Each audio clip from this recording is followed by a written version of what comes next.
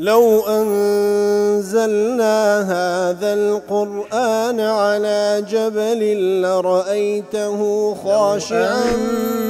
أنزلنا هذا القرآن على جبل لرأيته خاشعا لو أنزلنا هذا القرآن على جبل لرأيته خاشعا متصدعا من خشية الله. وتلك الأمثال نضربها للناس لعلهم يتفكرون.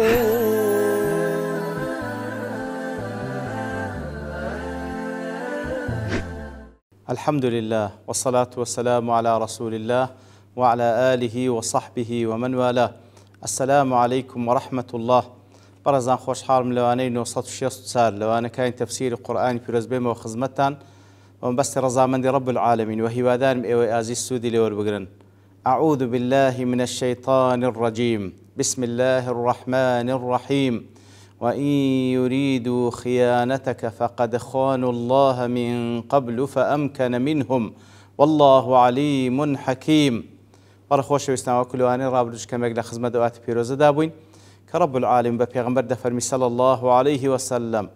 اگر بیانوی خیانت لگل بکن و تو اسیرانی که ولا بردستین گون بیانوی خیانت لگل بکن بوی که عهدیان دا پیغمبر صلی الله علیه وسلم که ایما مسلمان دبینو و هروها دچین به هیچ شیوهیک یارمتی دجمنان نادین لدجی تو و هروها عهد و پیمانیان دا بوی که فیدیکی خویان بدن اوی که نیتوانی بالو کاتی بدا اگر بیانو خیانت لگل بکن و پاشان هلگرین ولو عهد و پیمانی کدایتیان اواش تیشی غریب نیه فقد خانوا الله من قبل لبروی لپیشی او حالتش اوان لگل خواهی گور خیانتیان کرد و ایکوا کفریان پی کرد سبحانه و تعالی فامکن منهم ایتر خواهی گور سبحانه و تعالی دا صلاتین گوی دا بسر اوان دا سپیندرا و هر کاتیشی دیکش خیانت لگل بکنو بتأکید خواهی گور سبحانه و تعالی تمكين الدكاواتا ودكا كواد الصلاة بسريان دابشتش والله عليم حكيم إتر الله تعالى عليمة سبحانه وتعالى آقادار بناود كان وحكيمي شهمشتكان لزيقا خوي دادنه وكو شنقيطي دلي كانوا يقولون آمنا بك لو كاتك وأسير بون لبردست مسلمان بون بفيغنبري عندك صلى الله عليه وسلم إيمان من بيت هنا وشهدنا أنك رسول الله شاهديش ددين كوات رسول الله ووالله لننصحن لك على قومك ووالله إما مخلص دبين برامبر بتو مخلص دبين لبوتو برامبر بقومكتو هم أموشقاريان دكين هم رازقو دبين ولنكونن معك وبالتأكيد إما هل لقلتوين كواتا أو هاي عندقود اگر ایواه بس وايد اقول بوي كوا هل دخلتيني يتر دواتر خيانة لقل دكا ولا خال شيدكا دلي لا يوصف الله بالخيانة مطلقا وإن يريد خيانتك فقد خانوا الله من قبل فأمكن منهم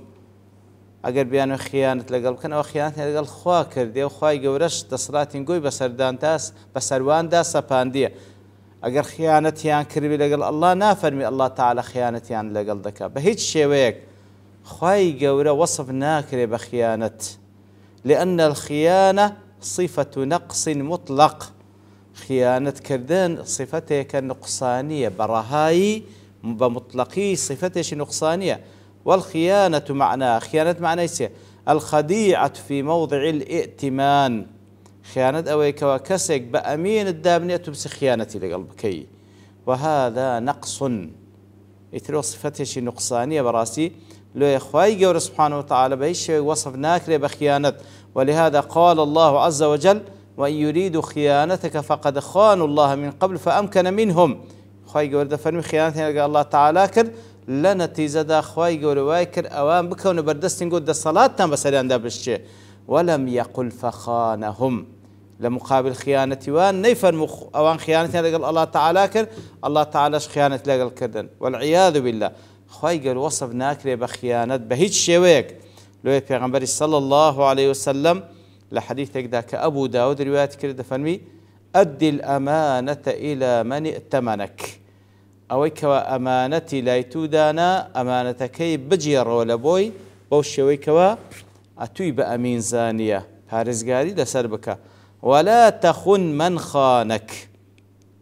ئەوەی خیانەتی لەگەڵ کردێ نابی خیانەتی لەگەڵ بکەیەوە، و ئەوەی خیانەتیشی لەگەڵ کردبی ئەڵڵا تەعالا وا دەکا کە بکەوتە بەردەستت، خوای گەورە زاڵت دەکا بەسەریدا. کەواتە ئەوە خاڵێکی گرنگە بە هیچ شێوەیەک خوای گەورە سوبحانە وتەعالا وەصف ناکرێ بە خیانەت، و پێغەمبەر صلی الله علیه وسلم وەصف ناکرێ صفەت خیانەت تێدابی، و مسلمانیش نابی بە هیچ شێوەیە خیانەت تێدابی، بەڵکو ئەوەی خیانەت لەگەڵ دەکا متەئکید بە رب العالمین وای لێ دەکا کەوا تو دەسەڵات بەسەریدا بشتێ. والله عليم حكيم، الله تعالى عليم أي عليم بما في بواطنهم من إيمان وتصديق أو خيانة ونقض عهد كواتا الله تعالى عليم آقادارة كتسلنا ودلو درونيان هي بفعلي كإدعاء إيمان ده كان إيمان برازانين لدليانا يانا وتا خيانة عهد بيمان شكاندن لدليانا خواهي قول آقادارة حكيمشا وكل قاسم يجازي كلا بعمله حكيمة شل زيقاي خوي دادني پاداش هم كسيك داتو لقدر كردوي خوي الخير بالثواب والشر بالعقاب كسيك كاري تساق دكا خوي قول پاداش تساچي داتو كسيك خرابا كارا رب العالمين سزايد دا او لحكيمي خوي قولي وكل تفسيري سعديج دالي والله عليم حكيم أي عليم بكل شيء أقدر بهم مشتك حكيم يضع الأشياء مواضعها حكيم شاه مشتك لزي خوي دادنه ومن علمه وحكمته وأويك علم وحكمته خوي قولوا باش ذكي أن شرع لكم هذه الأحكام الجليلة الجميلة لروانجي عليمي وحكيمي خوي قوليك أو شريعة الريكوبيكو أو شريعة جواني لبوناردينا وأن تكفل بكفايتكم شأن الأسرى وشرهم إن أرادوا خيانة وهروها لضمن عليمي وحكيميتي خواهي قولة كفالتي بوي كردية كوا خواهي قولة تان باريزي لخيانتي أو كساني كدتا ديانوي خيانتان لقلبك بوي كوا وادك دا صلاة بسريان دا بش إنزال دواء رب العالمين دا فرمي إن الذين آمنوا وهاجروا وجاهدوا بأموالهم وأنفسهم في سبيل الله بيقمان أوانا إيمانيان هنا هجرتيان كرديا وجهاديان كرديا بماليان وبنفسيان لبيناي الله تعالى والذين آووا ونصروا وأواني كوا آووا واتم مسلمانان لخويان قرد ونصروا ديني خوايان بسر خست وبيغمبريان بسر خست صلى الله عليه وسلم أولئك بعضهم أولياء بعض أوانا هندشيان ولي دوستو براو بالبشت يكترين والذين آمنوا ولم يهاجروا أدي وأنا إيماني أنها بلام هجرتي أن كرديا ما لكم من ولايتهم من شيء حتى يهاجروا أو ولاية دوستايتي تان لقلوان النبي حتى هجرت دكان أوانا إيماني أن بلام هجرتي أن كرديا ولاية دوستايتي تان لبويا النبي حتى هجرت دكان وإن استنصروكم في الدين بلام أقل لحالتك داوا يارمتيان كرلنقو بويك وكسانك شريان بسريان دا سفانديا لبر دينكيان لو حالتي فعليكم النصر بلام لو حالتي بهانايان بسن بويك وبسن هول بدن بسريان بيخن إلا على قوم بينكم وبينهم ميثاق ما قال لقل كسيك بقرفتكيان أو قومك وأنجو لقلوان عهد بيمان لنوان تانهبي لو حالتي عهد بيمان مشينا لبرخاتر أوان والله بما تعملون بصير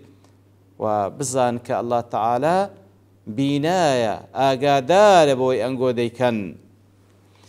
إن الذين آمنوا أواني كوا أو إيمان داراني أو كسان كوا إيمانيان هنايا يتر إيمانيان هنا وكل محرف التفسير دله إيمانيا بالله تعالى بملائكة كاني بكتاب كاني إخوة ببيغمبراني إخوة عليهم الصلاة والسلام إيمانيا بروج دوائي هنا وقبلوا جميع التكاليف التي بلغها محمد صلى الله عليه وسلم وهروها همو أو تكاليفاني كوا محمد المصطفى صلى الله عليه وسلم وكبيغمبري إخوة رايقان دي همويان قبولا ولم يتمردوا تەمەڕودیشیان نەکردیە بۆی کەوا ڕەفزی هیچێک لەو ئەوامرانە بکەنەوە ئەوە ئیماندارە. وهاجروا أي من مكة إلى المدينة لنصر الله ورسوله ئەوانەی کەوا ئیمانیان ناو هیجرەتیان کرد لە مەکە و بەرەو مەدینە تاوەکو الله تعالى واتە دینی الله تعالى و پێغەمبەرەکەی صلى الله عليه وسلم بەسەر بێخن وەکو لە محەڕەریش دەڵێ وهاجروا أي فارقوا الأوطان ئەوانەی کەوا وڵاتی خۆیان بەجێهێش وتركوا الأقارب والجيران ئەوانەی کەوا خزم و دۆست و جیرانی خۆیان بەجێهێشت لە پێناوی چی في طلب مرضات الله ئەوانەی کەوا لە پێناوی ڕەزامەندی الله تعالى هەموو شتێکیان بەجێهێشت. ومعلوم أن هذه الحالة حالة شديدة أوش بالتأكيد حالتي تندى كوا إنسان لبيناوي الله تعالى مال وحال وخزم وكاسي خويهم بجيبيلي. وجاهدوا بأموالهم وأنفسهم في سبيل الله جهاديان كر بماليان بنفسيان لبيناوي الله تعالى أي طاعته وكل قاسم دلي لبيناوي طاعة الله تعالى جهاديان كر بمال وبنفس وكل محرر في التفسير دلي. أما المجاهدة بالمال كذا فرمي جهاديان كر بمال يعني بنفسيان تفرمي جهاد كر بمال فلأنهم لما فارقوا الأوطان كاتكوا لو بجيهشت ولا تخوان بجيهش فقد ضاعت دورهم ومساكنهم وضياعهم ومزارعهم كاتكوا مالو ولا تخوان بجيهش كواتا أو مالو جيغا وريغاي خوانو أو باغو باغاتو أويك هيان بو همويان بجيهش وبقيت في أيدي الأعداء يتركوت بدست دجمنانيا لكافران قريشي. وأيضا فقد احتاجوا إلى الإنفاق الكثير بسبب تلك العزيمة. وطبعا زوريش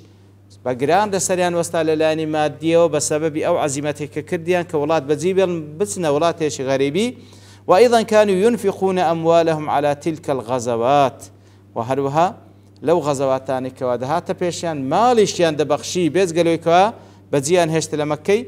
أو جهاد بو بمال. وأما المجاهدة بالنفس وهروها جهاد بنفسي ذكر فلأنهم كانوا أقدموا على محاربة بدر من غير آلة ولا أهبة ولا عدة كواتا بنفسي خوشيان جهاد ذكر بتايبتيش كاتكوا باز لبدر ذكر كوا روبروي دجمناني خوابون وببي أو كوا آلتشي بقوة حربيان بيبي ببيوي استعدادش تواويان بي ببيوي جماريان أو جماري بكوا روبروي أو زي شبيتوا مع الأعداء الموصوفين بالكثرة والشدة روبروي دجمنيك بونو كوا وصف ذكرين هم زور هم شديد للاني سلاح تفاقوا. وذلك يدل على أنهم أزالوا أطماعهم عن الحياة يتر أوهموا بلغير سركوا فعلا هي استمعيان لجيان دنيان نمابوا وبذلوا أنفسهم في سبيل الله يتر مالي خوان دبخشي لبيناوي الله تعالى ونفسي خوشان دبخشي. فهي أنهم فكانوا أول الناس إقداما على هذه الأفعال كاتب يزقلوا إيمانه هجرته جهاد أوانا كسانك بون كوا مقدمة بون كوا بيشنج بون لنا همو خلشي لسر إيمانه لسر هجرته لسر جهاد والتزاما لهذه الأحوال بابند بون بو حالتانا. ولهذه السابقة أثر عظيم في تقوية الدين لوی اوان کاتی که پیشنگ بون دست پیشخر بون اثری چی زور گوری هبولا بهس کردن او دینه وک خوای گل سورة الحديد داده فرمی لا يستوي منكم من أنفق من قبل الفتح وقاتل أولئك أعظم درجة من الذين أنفقوا من بعد وقاتلوا وكلا وعد الله الحسنى. كواتا أواني لبيش فتح مكة إيمانيان هنا وهجرة جهاديان كر أوان بلو بايان برستر لواني كوا لدواتري هات الإيمانيان هنا عيني مالي خويان بخشي وقتاليان كلبينان خوي قولا هر دولاش وعد الله الحسنى خوي قولا وعد باش بهر دولان دا بلان بلو باي سابقون الأولون بالتأكيد برسترا.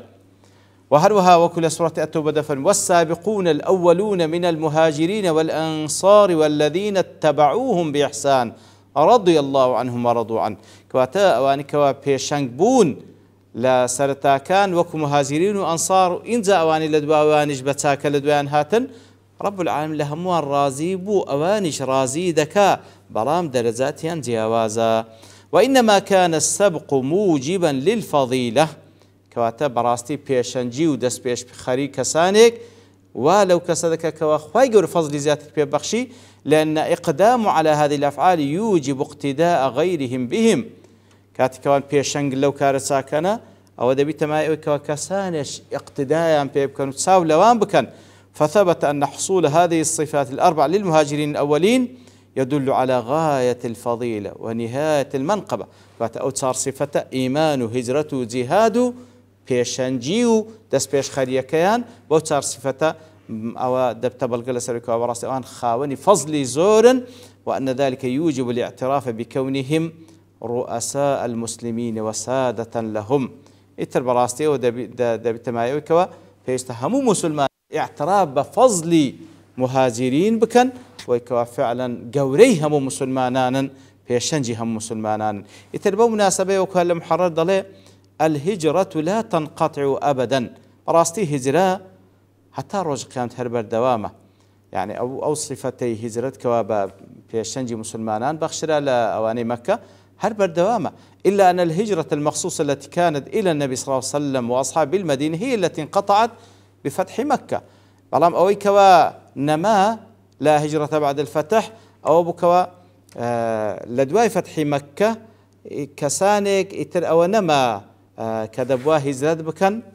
هجرت بكن لهمو جيجاق لهر چين دريهن برو مدينة برون لولاي بيغمر صلى الله عليه وسلم لولاي أصحاب برون لدواي فتح مكة أو هجرة نما لانتشار الإسلام في جزيرة العرب لبروي لدواتر أو جا إسلامتي لهمو درقي عربي بلاو بولو بيان صلى لا هجرة بعد الفتح ولكن جهاد ونية. أما الهجرة التي لا تنقطع بل أو هجرتك وتايبي هاد كوا بيان صلى الله عليه وسلم لقل أصحاب كاتك ولمدينة بون هشتا فتح مكة كراو دبوا هم مسلمانان لشيء موجود بسن باربشتي بيغمبر كان صلى الله عليه وسلم بلان لدواء فتح مكة يتر إسلامتي بلاو لدرجي عرب لويا هجرتنا ما بلام هجري عام لا تنقطع، فهي أن كل إنسان تعرض له في دينه. هل إنسان كوا لدين كيدرا وصار لا يقدر على إقامة شعائر ديني في محل نيتوان لزيقايك دروش مكاني أينك يخوي زيبك فواجب عليه بإجماع العلماء كواتب كوراي دنجي زانان إجماعي لسلا كواجب بتي تزيقايك همو جهد خوي ترخام بك همو أولي توانا داي ترخام كزيقايك بنتو تاوكو بتواني إقامي شعائر دينكي بكاتا لو أو فضلها طاروش قيامتي هر دمينه هر مسلمان لهر زيقاق نيتوان دروش مكاني أينك زيبك بيوسا يزرد بك لقدر توانا خوي برا أو زيقاي كوال لوين دري بتواني خواه پرستی خوي بك ببي أويك مزايقة بكري. وصلى الله وسلم على نبينا محمد وعلى آله وصحبه أجمعين، وآخر دعوانا الحمد لله رب العالمين. لو أنزلنا هذا القرآن على جبل لرأيته خاشعا أنزلنا هذا القرآن على جبل لرأيته خاشعا أنزلنا هذا القرآن على جبل لرأيته خاشعا متصدعا من خشية الله. وتلك الأمثال نضربها للناس لعلهم يتفكرون.